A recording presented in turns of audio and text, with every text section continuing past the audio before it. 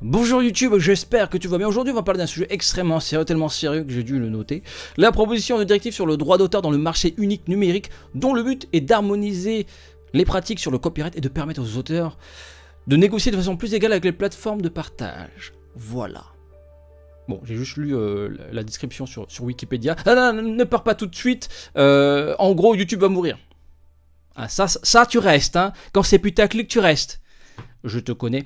Alors, c'est ce qu'on lit à droite à gauche. Hein. Il y a plein de vidéastes qui ont commencé à en parler. Surtout d'abord les vidéastes anglais. Puis il y a eu aussi pas mal de vidéastes européens. Et récemment, plusieurs vidéastes français. Et les internautes, les abonnés commencent également à se poser des questions. Parce que ça va impacter à la fois les vidéastes, mais aussi les abonnés. Qui eux n'ont rien demandé, mais enfin les vidéastes non plus n'ont rien demandé. Donc en gros, c'est quoi? C'est compliqué, c'est très compliqué. Je vais essayer de résumer, mais c'est pas gagné ma gueule, hein. C'est pas gagné. Alors, si je devais résumer en une phrase, c'est une question de gros sous. D'un côté, t'as des lobbies qui se battent. Il y en a un qui dit, ouais, moi je veux plus de thunes. Et l'autre qui dit, on va discuter. Et l'autre dit non, moi je veux plus de thunes, il n'y a pas de discussion. Oui, mais on peut quand même discuter. Voilà, enfin, si je devais résumer, c'est à peu près ça.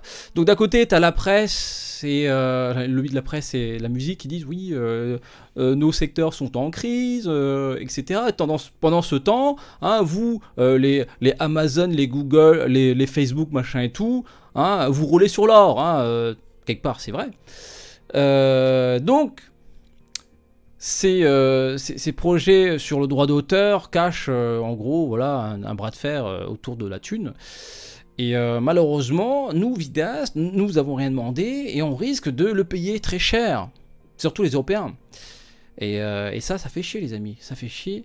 Alors je vais essayer d'être succinct et enfin je vais essayer aussi d'être synthétique parce que c'est quand même assez compliqué. Et on va juste parler de l'article 13 parce qu'en fait il y a plusieurs articles, parce il y a beaucoup de vidéastes qui parlent que de l'article 13, mais en fait il y a plusieurs articles. Mais l'article 13 concerne principalement les vidéastes sur YouTube. Donc YouTube a commencé à communiquer, d'ailleurs dans la description je vous mets plusieurs liens. Des articles et aussi le point de vue de YouTube à travers sa boss hein, qui a fait plusieurs articles sur les dangers de l'article 13. En gros, l'article 13 va demander aux plateformes telles que YouTube de filtrer le contenu. En gros, quand tu vas poster une vidéo, YouTube doit être en mesure, enfin le robot de YouTube doit être en mesure de analyser ta vidéo et de détecter tous les copyrights possibles. C'est chaud. Sachant que il y a 400, alors je l'ai noté, il y a 400 heures de vidéos uploadées par minute, ça me paraît très compliqué.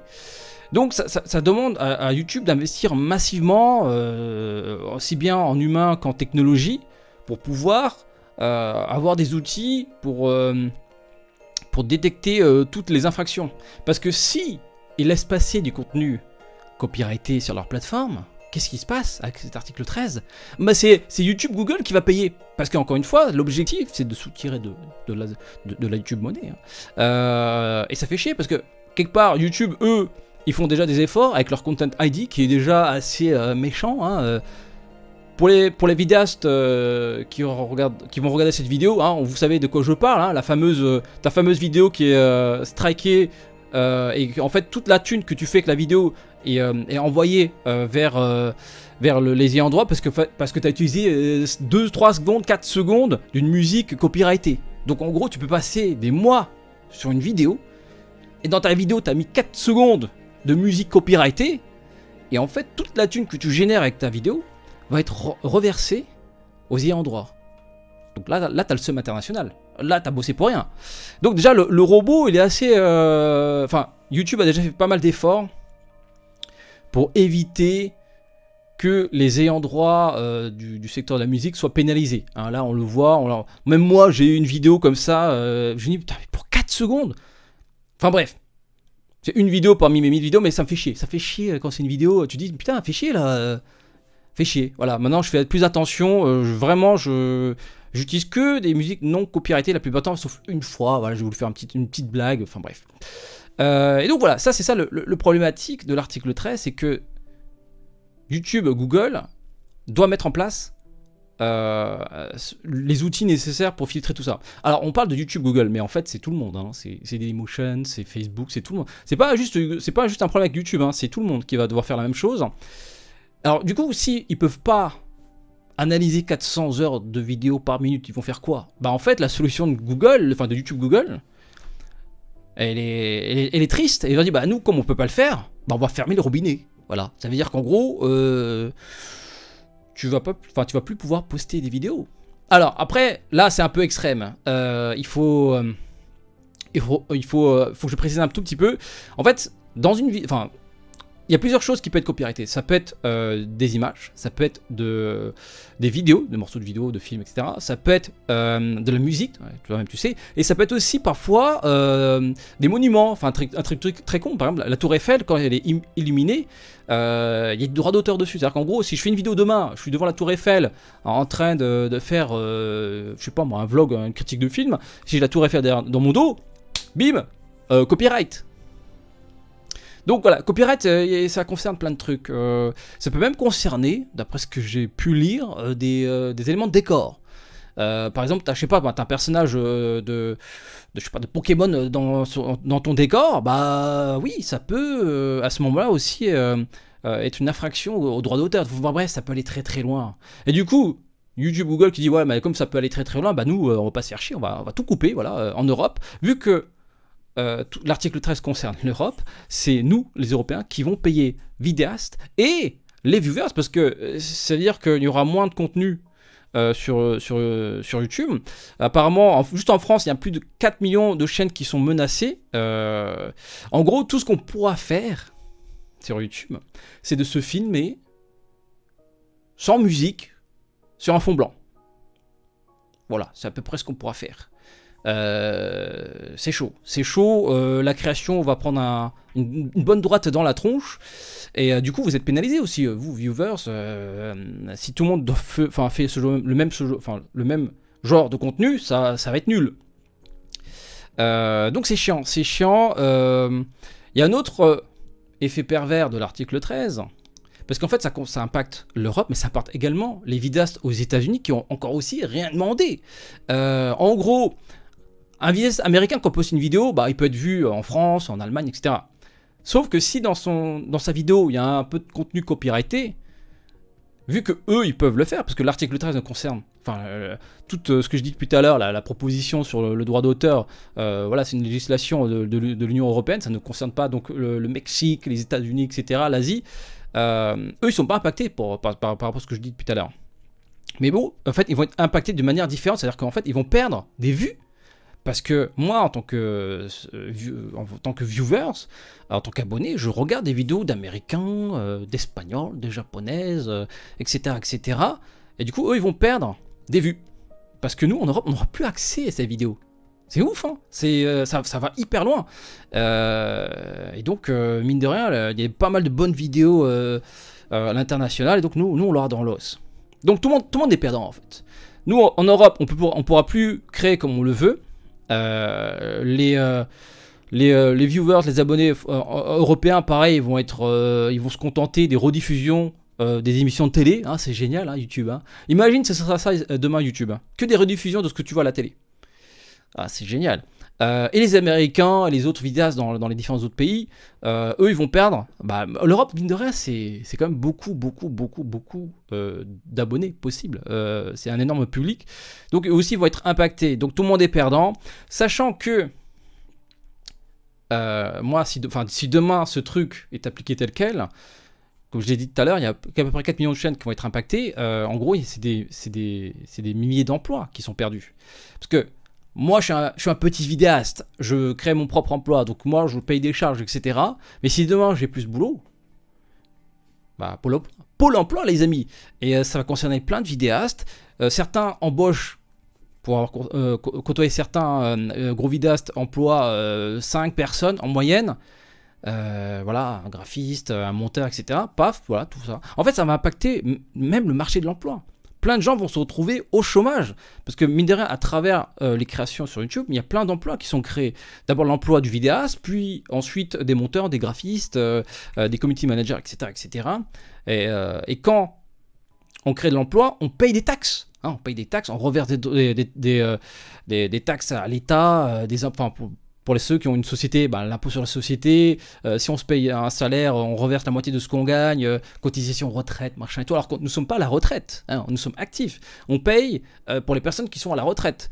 Donc voilà, tout cet argent qu'on récupère à travers nos activités sur YouTube, pof, disparu. Voilà. Donc ça va impacter grandement, d'une certaine manière, l'économie en Europe.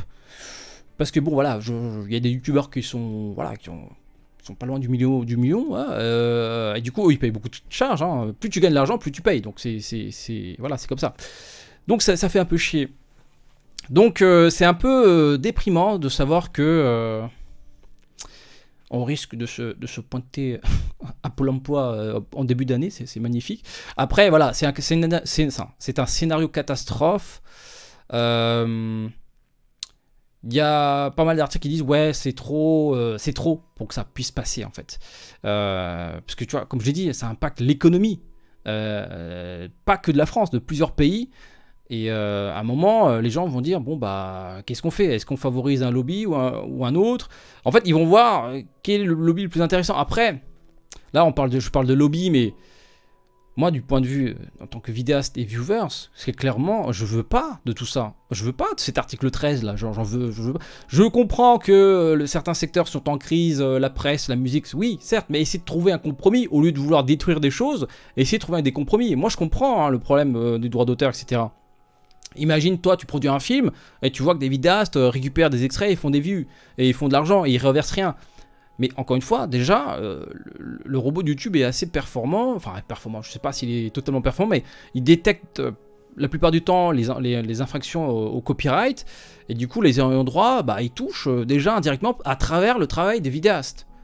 Comme j'ai dit tout à l'heure, un vidéaste qui a passé 2 mois sur sa vidéo, s'il met 4 secondes de musique ou quelques extraits d'un film sous licence ou copyrighté, bah, il perd sa monétisation et elle est reversée aux ayants droit.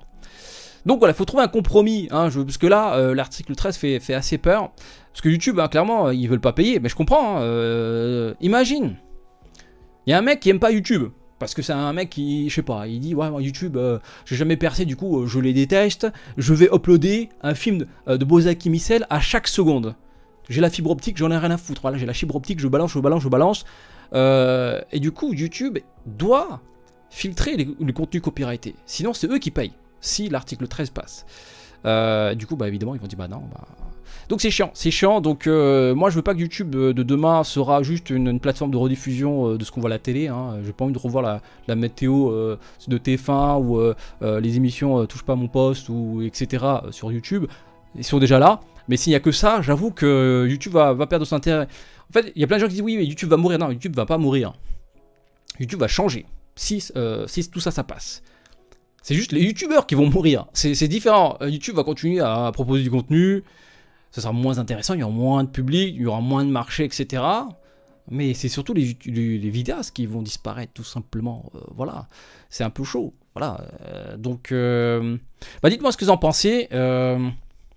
J'ai essayé de vous résumer. Après, comme j'ai dit, c'est assez compliqué. En gros, il y a aussi des pays qui sont pour et des pays qui sont contre. Et ça, je l'ai appris il y a quelques temps. En gros, d'après ce que j'ai compris, d'après un article que j'ai lu, en fait, c'est une proposition... Enfin, les États membres, en fait, ils vont voter au Conseil européen. Et en fait, la proposition peut échouer si il y a une minorité de blocage qui s'y oppose. Et d'après ce que j'ai compris, alors soit ça représente 13 membres, soit un nombre quelconque d'États qui, combinés, représentent plus de 35% de la population de l'Union européenne. Et d'après l'article, apparemment, l'Allemagne, la Finlande, le Pays-Bas, la Slovénie, la Belgique, la Hongrie se sont opposés à la directive. Malheureusement, ça n'a constitué que 25% de la population européenne. Alors ce qui est marrant, c'est que la France est pour. Bon, en même temps, payer des droits d'auteur, les amis. Mais après, je comprends, mais est-ce qu'il n'y a pas... Je veux dire, au lieu de vouloir tout mettre sur la faute du voisin, etc. Il n'y a pas moyen de couper la poire en deux, voilà, un truc comme ça. Tu vois, déjà, en tant que vidéaste, on voit ce qu'a fait YouTube par rapport à ses débuts. Au début, c'était la fête du slip, j'avoue, on pouvait mettre n'importe quel type de contenu, etc. Il n'y avait pas forcément le robot qui était hyper efficace. Maintenant, mon gars, il détecte très très vite le contenu litigieux, tu vois. Et donc voilà. Ensuite, ce qui est un truc assez marrant, c'est que l'Italie a changé de camp parce que le peuple s'est soulevé, les amis. Le peuple s'est soulevé, parce qu'à la base, l'Italie était pour. Et du coup, en fait, il y a eu un petit basculement, apparemment en juillet. Et donc voilà, ils se sont soulevés. Et du coup, l'Italie a basculé. Hein, voilà, ça c'est cool. Mais en même temps, le peuple, voilà. Quand on est mobilisé, ça peut avoir son poids. Et comme l'Italie représente 11% de la population européenne, donc 11% plus les 25 de tout à l'heure, on arriverait à plus de 35%. Donc voilà, on peut espérer quelque chose, que cette loi, enfin ce projet, là, enfin surtout l'article 13 saute. Mais bon, après c'est plus compliqué que ça. Enfin bref, c'est tout ce qui est Conseil européen, machin et tout là, c'est compliqué, c'est très compliqué. Mais c'est pour ça que je vous laisse l'article. Et du coup, très important, on va finir là-dessus. L'EFF. Alors c'est quoi l'EFF? Alors excusez-moi, voilà, c'est l'Electronic Frontier Foundation, c'est une ONGI, donc une organisation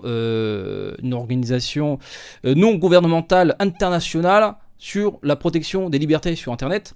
En fait, ils ont lancé une pétition, Save Your Internet, que je vais mettre dans la description, et que je vous invite, à mettre votre petite signature et à partager autour de vous pour protéger votre Internet. Et donc ils ont lancé une initiative avec cette pétition. Il y a eu plus de 3 millions de votes déjà, de signatures. Donc voilà, ça va vous prendre 2 minutes de signer ça. Voilà, le lien se trouve dans la description, je compte sur vous. Et si on est nombreux à voter, peut-être que ça va aussi faire basculer la France. Hein. Voilà, l'Italie a changé de camp parce que le peuple s'est soulevé. Et si on est nombreux à se soulever, peut-être que ça va changer. Après, encore une fois, je comprends le combat des droits d'auteur. Je touche moi aussi des droits d'auteur. Mais moi, à aucun moment, j'ai envie, pour protéger mes intérêts, j'ai envie que les autres vidéastes soient pénalisés. Ah, c'est ça le truc. C'est que je veux bien gagner plus de thunes, hein, mais c'est pas au détriment des autres. Tu vois. Donc, je compte sur vous, hein, les eurodéputés. Écoutez-nous, s'il vous plaît. Pensez à nous, parce que bon, pensez aussi au Pôle emploi. Imaginez, là ça concerne 4 millions de chaînes, 4 millions de vidéastes qui vont se pointer au Pôle emploi, ils vont pas être prêts. Hein. Ça va encore augmenter les chiffres de chômage, et moi je vous dis, ça va gueuler, hein. Ça va gueuler. Donc voilà. Bon, sur ce, on va s'arrêter là. Le petit pouce bleu de soutien, le petit partage de la chaîne, de la vidéo, si ce combat t'intéresse, si tu as envie de participer. Et abonne-toi à la chaîne, voilà, on fait des vidéos de temps en temps. On fait pas que des trucs sérieux, hein. De temps en temps on fait aussi des trucs moins sérieux. Donc voilà, passe une très bonne soirée, à très bientôt. Ciao.